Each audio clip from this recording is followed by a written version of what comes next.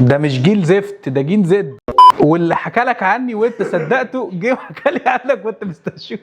حلوه طرش دي اقولها والله.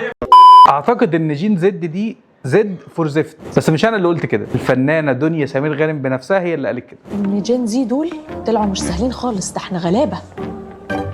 واعتقد زي دي فور زفت. والحقيقه انك انت لو عايز تنجح اي اعلان او مسلسل لازم تحط فيه الجيل الجديد، وده لان الفرق بين الاجيال ده من اهم القضايا اللي بتواجه المجتمع وبتشغل بال كل بيت وفي اماكن الشغل وفي كل حته حرفيا، وده اهم من الكنافه بالبيستاشيو وترند دبي والالمازيه بتاع بلبن.